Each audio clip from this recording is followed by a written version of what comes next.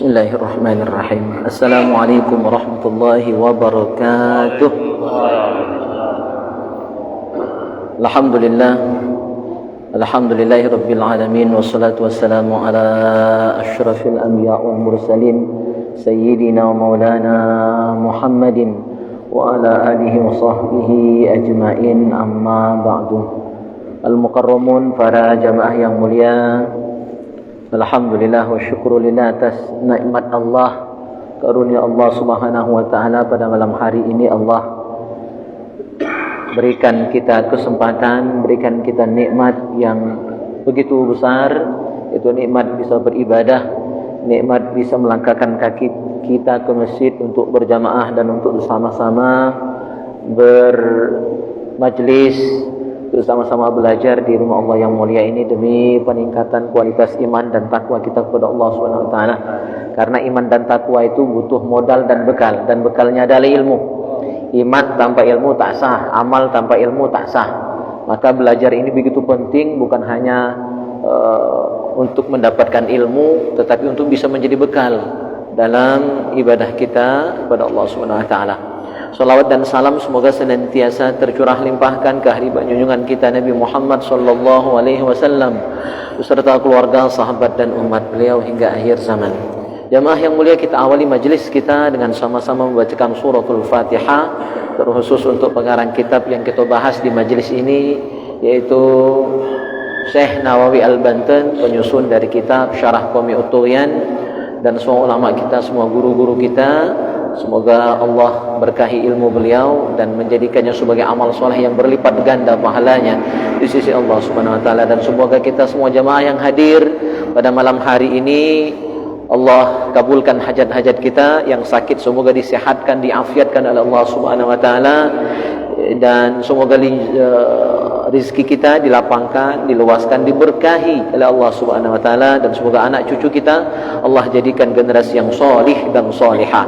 Ala hadhihi niyyah wa kulli niyatin salihah wa ila hadratin Nabil Mustafa Muhammadin sallallahu alaihi wasallam wa ala alihi wa ashabihi wa azwajihi wa dzurriyyatihi wa ahli baitihi ajmain.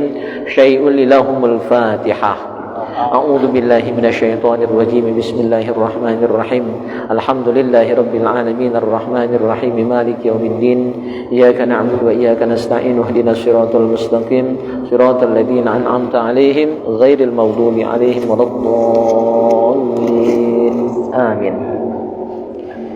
Kita lanjutkan bahasan kita 77 cabang iman.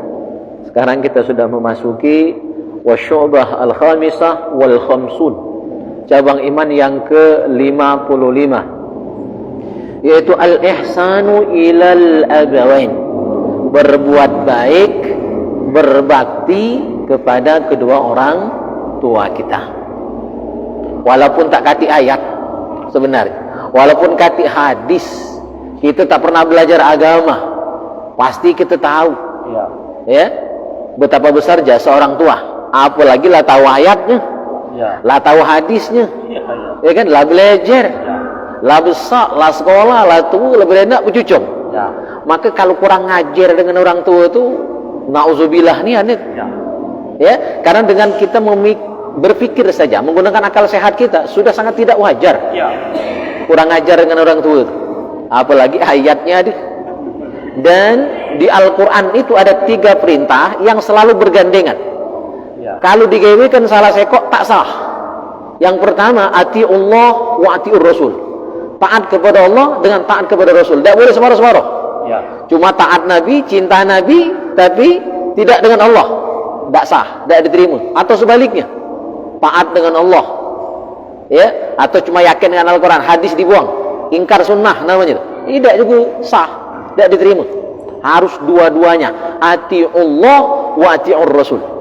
Yang kedua, aqimus shalah wa atuz zakat. Ya, dirikan salat, tunaikan zakat. Maka orang yang rajin salat tapi dia tidak pernah bayar zakat, padahal wajib bayar zakat, maka salatnya ditolak. Atau zakat terus, sedekah terus, rajin sedekah, rajin nyumbang, cuma sembahyang tak pernah, ditolak juga sembahyang. Harus dua-duanya. Yang ketiga, ayatnya adalah anishkurli wali walidaik, bersyukur kepadaku, terima kasih dengan orang tuamu. Itu perintah Nabi, perintah Al-Quran. Harus dua-duanya. Berarti kalau bersyukur tiap hari dengan Allah, alhamdulillah, alhamdulillah, tapi dengan orang tua kurang ajar, ditolak syukurnya, tak diterima.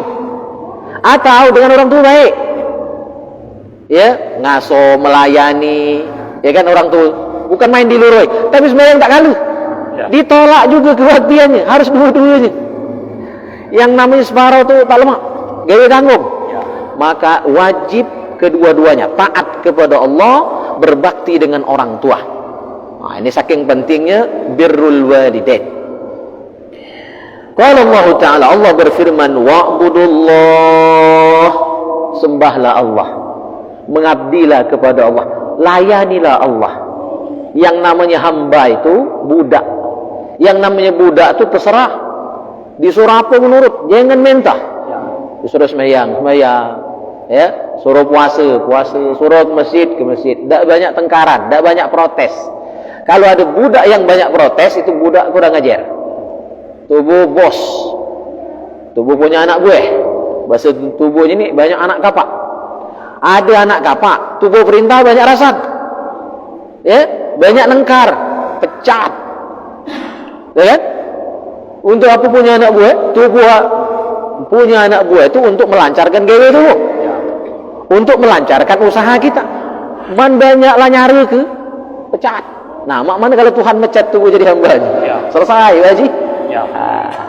Jadi wa'budullah, sembahlah Allah, mengabdilah kepada Allah. Jangan banyak protes, jangan banyak tengkar, nurut be. Ya. Terus wala tusyriku bihi syai'ah, dan jangan pernah menyekutukan Allah dengan sesuatu apapun. Ya, jangan syirik. Dan syirik ini ada dua macam, ada jali, ada khafi. Kalau jali tak mungkin. Syirik jali itu syirik nyata, nyembah berhala, nyembah matahari, nyembah bulan, nyembah setan, tak mungkin. Selolo-lolo orang Islam, Ustaz Bujang, ya, tak mungkin nak nyembah matahari. Yang mungkin kita lakukan, dan Nabi khawatir, Nabi Jawarilah ngomong, inni akhwafa ma akhafu alaik, aku paling takut umatku melakukan syirik khafi. Apa syirik khafi? Riya, minta alam dengan ibadatnya, ujub, bangga diri, bangga dengan kesolehannya, ya, sum'ah, minta dengar. Jadi kalau di mana-mana itu nak ceramah, memang tak ceramah merajuk. Ya, kalau tak masuk jadwal khutbah, tak ke masjid misalnya kan. Kalau tak ngimam, misalnya kan, untuk apa ke masjid? Aku kan ustaz, mentak ngimam untuk apa? Mentak ngajar untuk apa? Merajuk, mudah merajuk. Itu berarti sum'ah, minta dengar. Nak ceramah be, tak galak diceramai. Nak nasihati be, tapi tak galak dia nasihati. Nak ngimam be, tak galak jadi makmum misalnya kan. Itu bahaya. Ya, itu syirik khafi. Atau kita merasa dengan ibadah kita hebat, ya, kita merasa kitalah yang ibadat karena kesolehan kita, karena kepintaran kita, karena kehebatan kita. Itu sebenarnya kita sudah menyekutukan Allah dengan diri kita sendiri. Maka biar kita tak syirik khafi ini, pesan guru kita almarhum Abah Zain Syukri, pandang ibadah kita tu jangan sebagai kesolehan kita, tapi pandang sebagai nikmat Allah, karunia Allah. Karena Allah izinkan aku pacak sembahyang ini, karena Allah beri aku nikmat, maka kau pacak miluk cawisan malam hari ini. Ya, karena kudrat iradatnya Allah, aku hadir ke Masjid Jumhuriyah malam hari ini. Kalau tak diizinkan Allah, rumah dekat masjid tak datang. Tapi kalau Allah izinkan, rumah jauh. Mana yang paling jauh di sini itu, Bud? Ini nih, tukang strom nih. Dari Kayu Kuning nih, Pak Haji. Datang ke sini. Hatinya digerakkan oleh Allah, getal, mak digodot nanti nak ke masjid malam hari. Itu karena Allah yang gerakkan. Tapi kalau kita merasa, karena kekuatanku, kehebatanku, itu jadi akhirnya syirik sudah itu. Tapi syirik khafi, syirik samar. Wa'budullah wa la tusyriku bihi syai'ah. Yang ketiga pesan Allah, yang pertama tadi apa? Mengabdi dengan sebenar-benar pengabdian. Yang kedua jangan syirik. Yang ketiga, wabil walidaini ihsana. Dengan orang tua hendaklah berbakti, ya, berbuat baik dengan orang tua kita. Wa qala sallallahu alaihi wasallam, Rasulullah bersabda, birrul walidaini afdalu minas salati was sadaqati was shaumi wal haji wal umrati wal jihadi fi sabilillah. Berbakti dengan orang tua kita lebih afdal. Lebih afdal itu artinya lebih utama, lebih bagus, lebih hebat, lebih dahsyat pahalanya. Daripada apa? Daripada salat, daripada sedekah, daripada puasa, daripada haji, daripada umrah, dan daripada jihad fi sabilillah. Pahala berbakti dengan orang tua. Cuma jangan salah paham dengan hadis ini, berarti Ustaz tak perlu sembahyang, yang penting berbakti. Maka dari awal tadi aku omongkan, tak kena, harus dua-duanya. Mas, ayat hadis ini jangan disalahpahami. Mentang-mentang pahala berbakti lebih besar dari sembahyang, laju tak sembahyang. Mentang-mentang pahala lebih besar dari puasa, haji, umrah dan jihad, tak melu puasa, tak melu jihad, tak melu haji dan umrah. Bukan itu maksudnya. Ini kalau dibanding, saking besarnya pahala berbakti, sembahyang tetap, puasa tetap dijalankan. Artinya diseimbangkan saja. Ketika jamnya sembahyang, sembahyang. Sudah sembahyang balik ke rumah, luroi lagi orang tua. Ya kan? Kalau yang lah sakit, yang lah sepuh, tampang ngorong ke gawe ibadah yang lain. Ini bukan berarti pilihan. Ini perbandingan. Saking besarnya pahala berbakti dengan orang tua. Nah itu. Wa qala sallallahu alaihi wasallam, ma 'ala ahadin idza arada an yatasaddaqa bi sadaqatin ay yaj'alaha liwalidayhi idza kana muslimaini fayakunu liwalidayhi ajruha wa yakunu lahum mithlu ujurihima min ghairi ayyan kusa min ujurihima syai'un. Kalau ada anak bersedekah atas nama orang tuanya, sering di masjid nih Haji Yusni ya, ada yang infak, ada yang wakaf atas nama bakminya, atas nama almarhum, atas nama almarhumah, atau dia wakaf tanah warisan orang tua, daripada berebut adik-beradik lemak wakaf ke tanah dikit paling segilan 2 gilan berebut nak bergapuan adik-beradik, lemaklah wakafkan, mantak banyak modal itu berbagi tak cukup juga, lemaklah diwakafkan misal. Maka wakaf tadi atas nama orang tuanya, walaupun harta itu harta dunia, harta sang anak, dia wakaf atas nama bakminya. Dia sedekah, masukkan celengan masjid tadi waktu masuk misal, tak perlu banyak-banyak, misalnya 100, 200 ribu, ya kan? Atau mungkin cuma 1000, 2000, yang penting ikhlas. Ya, dia itu tak usah dikit-dikit, yang penting banyak tapi ikhlas. Tak usah dikit-dikit. Banyak tapi ikhlas. Man banyak tak ikhlas, lemaklah dikit tapi ikhlas. Yang jelas bagus sekali. Infak atas nama orang tuanya. Maka kata Rasul dalam hadisnya ini, orang tuanya dapat pahala. Ya, dan dia yang sedekah tadi dapat pahala, tak mengurangi pahala masing-masing. Ya. Jadi saya sampaikan di tausiah Nigo hari tadi bahwa cara Allah bagi pahala itu bukan cara tubuh bagi duit. Ya. Cara tubuh bagi duit 100 bagi 10, 10.000 seorang berarti. Ya. Dikit seorang. Kalau cara tubuh bagi duit. Tapi cara Allah bagi pahala bukan itu. Misalnya kita sedekah 100.000. Ya. Maka kalau sedekah 100.000 tadi kita niatkan untuk orang 4 misalnya. Ba, mi, ye, nye. Orang 4. Niat tubuh. Dalam hati itu tadi disebut. Atau mungkin tuliskan namanya, diumumkan di masjid hari Jumat misal. Orang 4. Maka tubuh yang sedekah tadi dapat pahala sedekah 100.000. Dan orang 4 tadi dapat pahala juga, pahala sedekah 100.000.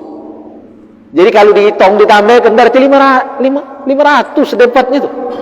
Itu cara Allah, sistem Allah bagi pahala. Tidak meluak min ghairi ayyan kusah, dalam hadis tadi disebut, tanpa mengurangi pahala kita yang sedekah. Masing-masing dapat.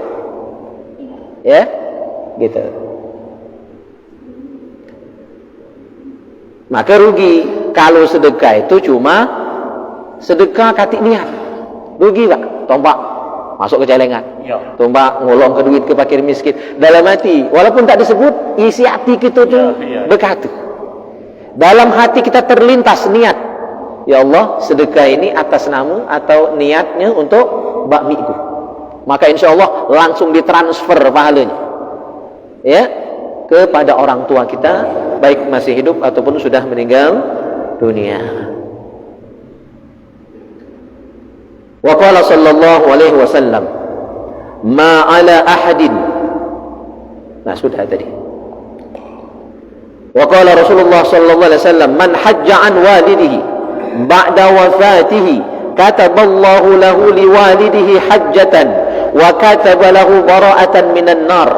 Barang siapa menghajikan orang tuanya setelah orang tuanya wafat, berarti membadalkan haji orang tuanya. Hadis ini sekaligus menjadi dalil badal haji.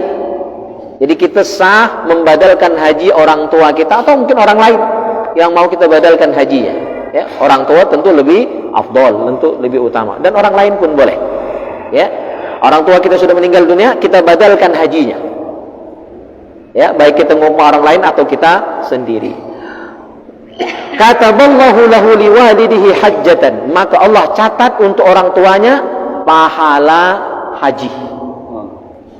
Pahala haji.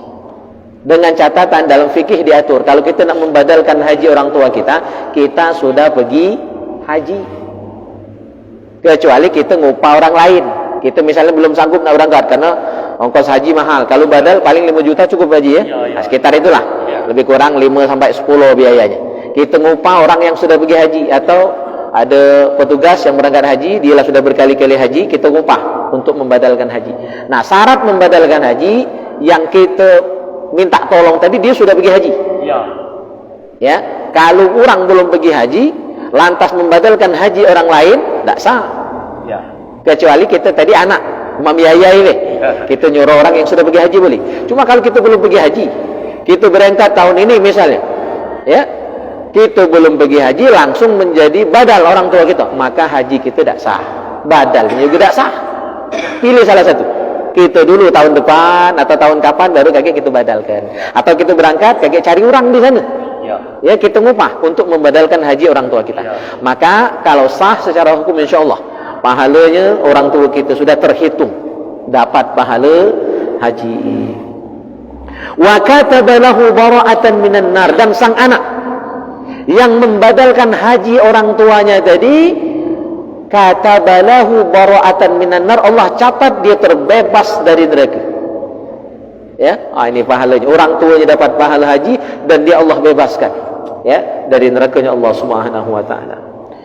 Wa qala rajulun li Umar ibn al-Khattab radhiyallahu anhu, ada seseorang bertanya kepada Umar bin Khattab radhiyallahu anhu, inna li umman balagha minhal kibar, kata laki-laki ini, aku ada mak yang lah tua, yang lah sudah renta, annaha la taqdi hajataha illa wa zahri laha matiyah, kalau dia ada hajat maka tak pacak ngerjakannya dewek, kecuali aku dukung. Jadi kemana-mana asal emaknya ni ada kebutuhan, ada hajat, di pondongnya, didukungnya baru pacak. Jadi lah ada pacak ngapa-ngapa ni kan, berarti nak mandi, ya di pondong dulu ke tempat mandi, ya, apalagi aktivitas yang lebih dari situ. Jadi orang tuanya sudah sangat sepuh.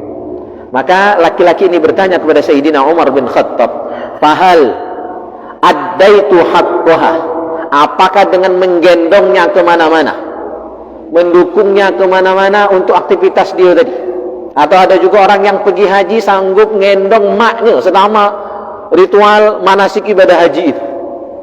Dia bertanya, apakah itu sudah cukup, ya, membalas jasa orang tua? Apakah itu sudah dikatakan anak berbakti? Katanya kepada Sayyidina Umar bin Khattab radhiyallahu anhu, monong maknya kemana-mana itu. Apa jawaban Umar? Jawaban Sayyidina Umar bin Khattab radhiyallahu anhu, jemaah yang mulia, qala lah, belum berbakti dengan orang tua, belum berbakti. Ya, ngapa?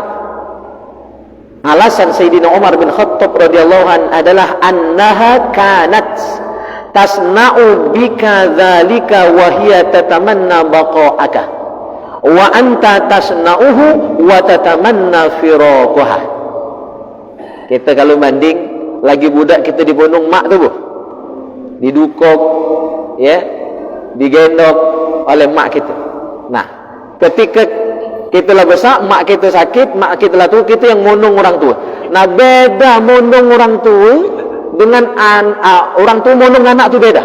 Di mana bedanya? Di niat. Kata Sayyidina Umar, kau mondong makmu tu niatnya apa? Wa anta tasna'uhu wa tatamanna firaqaha. Engkau menggendong makmu, ya, wa tatamanna firaqaha. Tetapi ada niat, ada pikiran berpisah dengannya.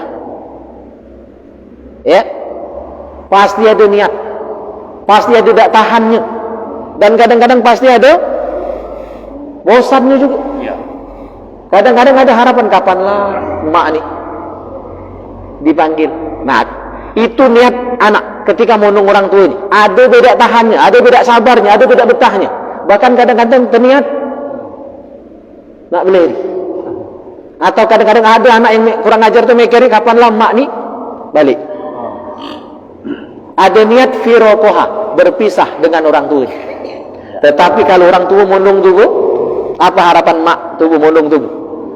Umur tubuh panjang, ya, dia nak nyengok tubuh besar, sekolah, kuliah, sarjana, ada gawe, berlaki, berbini, berenak, bercucung. Itu niat orang tua. Banyak.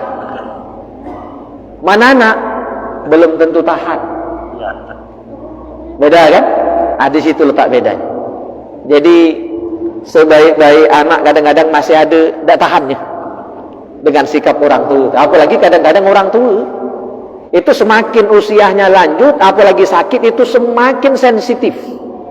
Karena saya merasa kami almarhumah sakit 10 tahun. Itu tubuh agak ngomong kuat dengan bini, kadang-kadang dia yang tersinggung. Tubuh kadang-kadang marah anak dekat dia, ujinya marah dia. Ya. Itu orang tua. Jadi nak tahan hati ni kan. Maka ya, pesan saya untuk yang masih muda-muda, bersyukurlah kalau masih sempat merawat orang tua. Itu surga kita. Tapi kalau dikit be ada konflik, itu apa bahasa orang tubuh meninggal amal. Ya, maka orang tua itu bagaikan Quran buruk. Quran buruk tahu, dibaca tak baca lagi. La zemur, la koyak, la repas. Tapi kalau besing-besing kualat, buruk. Jadi artinya harus bersikap dengan sikap yang sangat hati-hati. Sebisa mungkin jangan ngomong keras. Ya, walaupun cuma nak ngomongnya nak. Karena orang tua kita yang menjadi tersinggung. Nah, itu biasanya pikiran orang-orang yang sudah sepuh. Terakhir jamaah yang mulia, saya tadi sore ketika tausiah nuju tadi nak nyampaikan hadis ini, cuma karena kepanjangan dan waktu tidak memungkinkan, dan ternyata terkait bahasan kita malam hari ini berbakti dengan orang tua. Satu hadis ingin saya sampaikan yang kami kutip dari kitab Syarhus Sudur karya Imam Jalaluddin As-Suyuti. Jadi orang itu kalau sudah meninggal dunia, orang tua kita yang sudah meninggal dunia, yang mereka tunggu itu doa anak cucunya. Maka kata Nabi sallallahu alaihi wasallam, "Mal mayyitu fi qabrihi illa shibhul gharik al-mutaghawwith yantaziru da'watan." Orang yang sudah meninggal dunia itu bagaikan orang yang tenggelam, yang sangat menunggu, yantaziru da'watan, menunggu doa. Doa siapa yang ditunggunya? Nomor satu, min abid, dari orang tuanya. Yang kedua, au ummin, doa ibunya, berarti yang meninggal ni anak. Yang ketiga, au waladin, atau doa dari anaknya. Kalau dia orang tua, maka dia nunggu doa anaknya. Au sodikin sikotin, atau doa teman karibnya. Dia nunggu doa kawan-kawannya. Maka kalau kita takziah, ya, itu bukan cuma keluarga, kawan pun kita takziah, tetangga kita takziahi juga, karena kita nak doakan. Ya, nah, fa idza lahiqathu, kanat ahabba ilaihi minad dunya wa ma fiha. Ketika doa yang ditunggunya tadi datang, doa anaknya, doa orang tuanya, doa kawannya datang kepada dia, dibawa malaikat dalam nampan-nampan yang terbuat dari intan permata dan ditutup dengan kain sutra. Dalam hadis itu disebutkan begitu. Jadi doa yang kita kirimkan pahalanya tadi itu dibawa malaikat, disampaikan ke malaikat kepada almarhum yang kita doakan tadi, dan doa itu dibawa dalam nampan-nampan yang bagus dan ditutup dengan kain sutra yang indah. Begitu doa tadi dibawa, kanat ahabba ilaihi minad dunya wa ma fiha. Almarhum tadi senang luar biasa, lebih senang dari dapat dunia dan segala isi. Lades luar biasa. Walaupun doanya cuma doa Allahumma ghfir lahu warhamhu wa'afihi wa'fu, pendek doanya. Tapi doa tadi dibawa, dia sangat senang bagaikan dapat doanya dengan segala isi.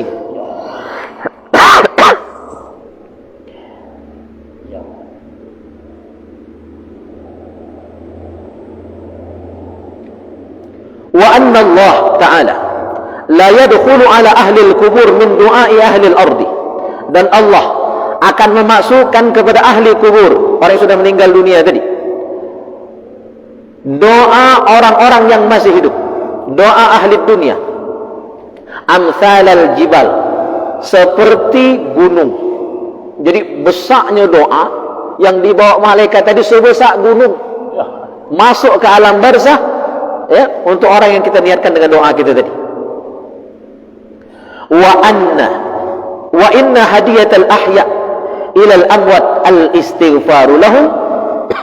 Dan hadiah orang yang masih hidup kepada orang yang sudah meninggal dunia, apa hadiahnya? Bukan duit, bukan nak ngirimi roti lagi, bukan nak ngirimi rendang, gorengan sekantong dua kantong, bukan.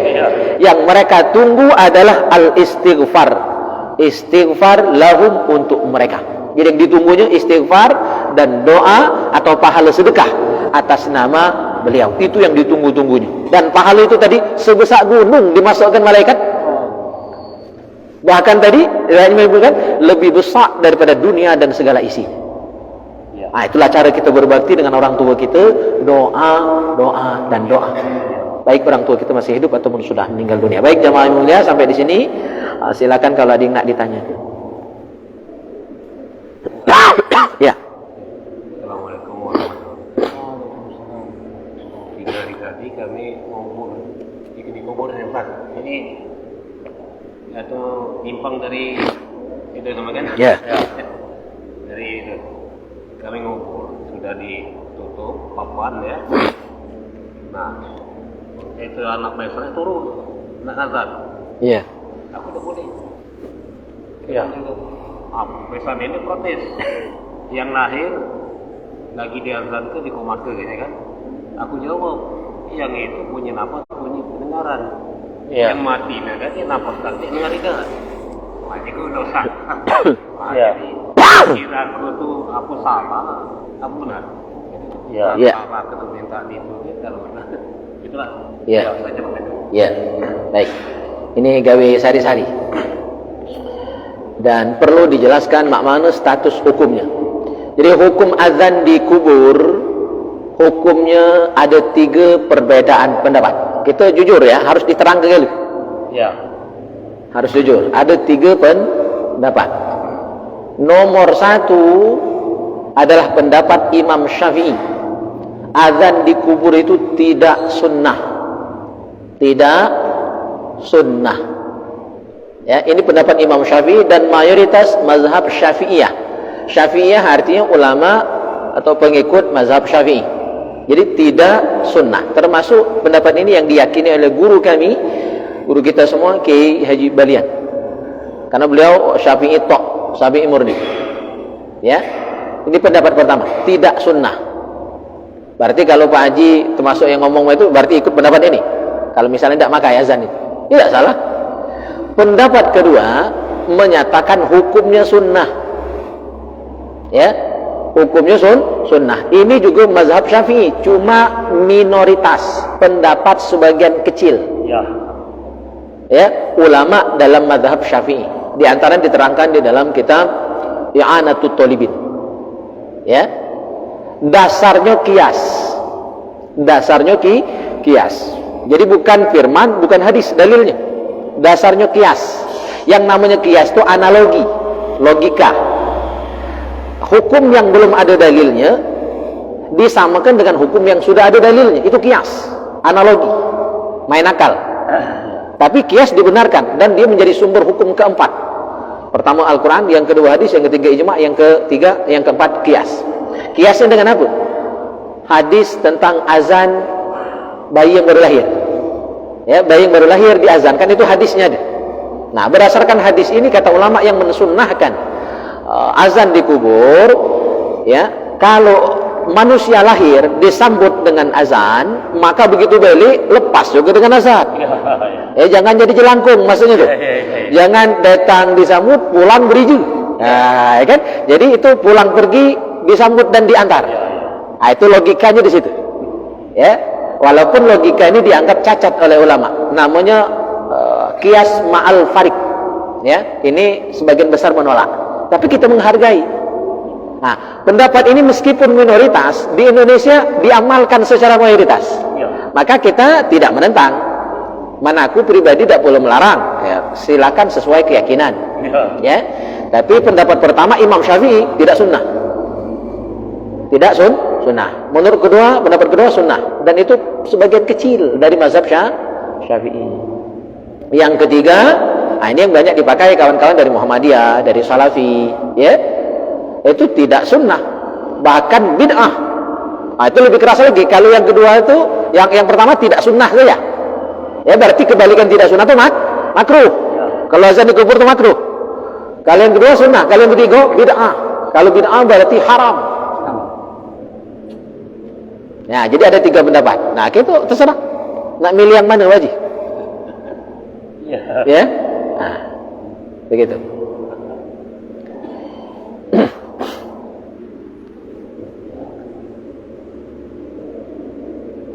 Apa lagi? Jangan tanya.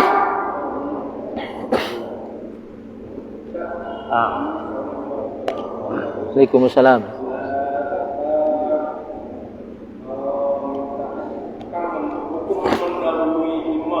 Oh.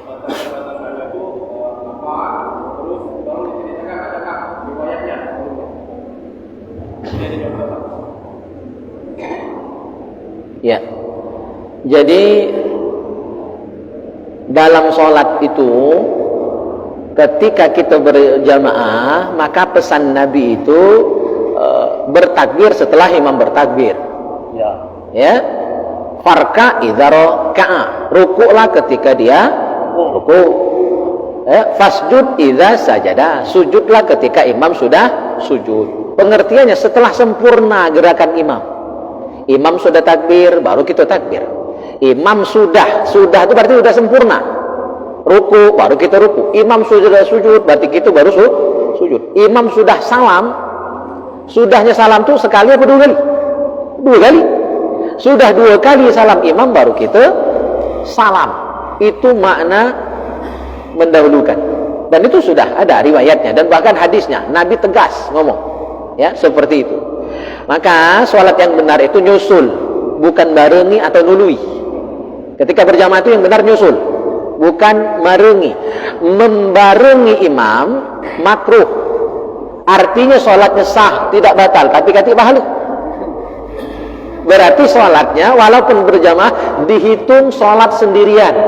Kalau makruh itu dilakukan, rugi aja.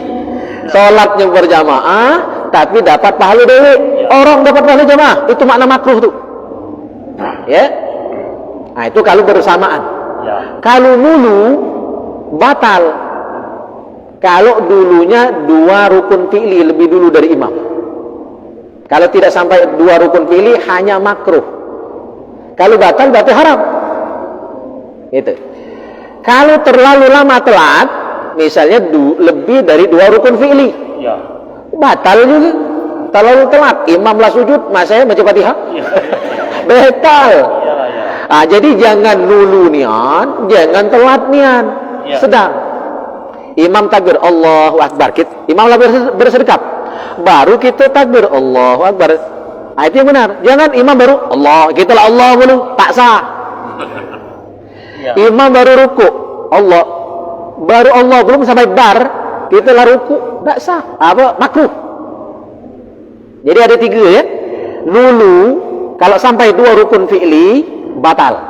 Kalau kurang dari 2 rukun fi'li mendahului imam, makruh. Arti makruh, sholatnya sah tapi tidak dapat pahala jamaah. Ya. Yang kedua, terlalu telat sampai 2 rukun fi'li. Tamat. Limitnya kan? Tamat. Contohnya tadi imam lah sujud, dia masih baca Fatihah, belum sudah Fatihah. Ya, maka itu juga batal. Ya. Kalau kurang dari 2 rukun fi'li tidak batal. Ya. Yang benar yang ketiga yaitu nyusul. Begitu sempurna gerakan imam langsung gitu. Maka kode bagi kita sebagai makmum itu adalah takbirnya imam. Jadi ketika huruf ro pada lafaz takbir itu sudah disebut, berarti sudah selesai. Maka imam harus menyeimbangkan antara takbir intikal dengan gerakan. Jadi Allahu Akbar, asalnya bar itu berarti sudah selesai, sudah sampai. Nah, itu kode bagi makmum untuk nyusul. Jadi nyusul yang benar. Setelah sempurna baru susul. Jangan baru Allah, gitulah. Nyusul imam. Nah, itu belum sempurna, makruh. Gitu ya. Baik, ada lagi? Ya, oke, sini loh. Yang jauh dulu. Ya, silakan. Mana? Oh, boleh.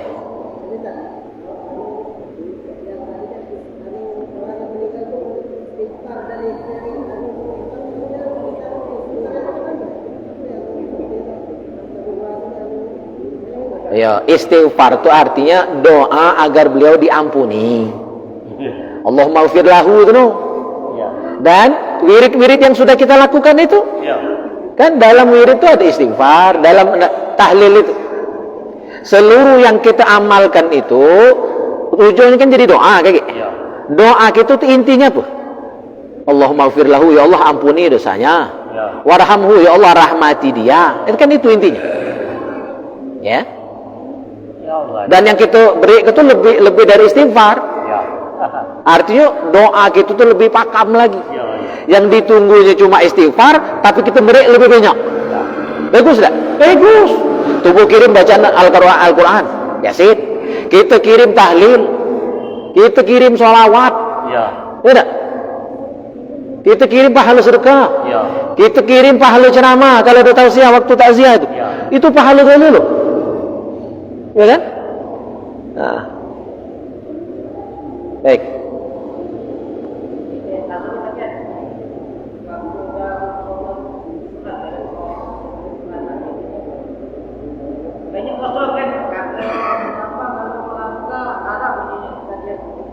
Iya. Iya, oke. Iya. Ya.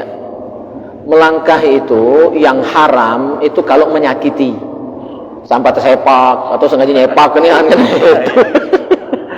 Kalau ada yang kosong, ya kita harus kita isi. Makanya sop yang benar itu adalah al-aula fal-aula. Isi yang pertama dulu, lapar pol pertama baru yang kedua dan begitu seterusnya. Ya. Jadi ketika sop hari Jumat tuh sebelum khutbah dimulai biasanya kadang-kadang khutbah lah mulai juga masih banyak yang kosong, maka kita maju ke depan itu boleh asal dengan cara, ya kan, jangan sampai nyakiti, jangan sampai nyepak ke, ya kan, nganar, itu dijaga itu ya. Yang salah tuh di depan lah penuh sampai maksa ke diri, orang geser nyolek ke orang, was aku di depan, aku nih ustaz, nah misalnya kan, nah itu yang tidak boleh. Aku nih ketua masjid misalnya kan, kau awak cuma, itu tidak kena tuh. Ada merasa-merasanya tuh, itu tidak boleh.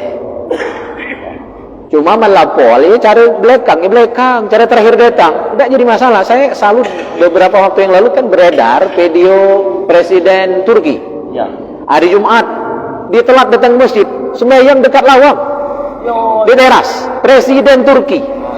masyarakat biasa we. Dan beliau juga orang yang tidak perlu nak minta hormat ini biasa we. Nah aku jarang nemu presiden itu. Tubuh ini kadang-kadang mau jadi PRT. Lain rasanya tuh kan agak mak manu itu. Beliau presiden loh.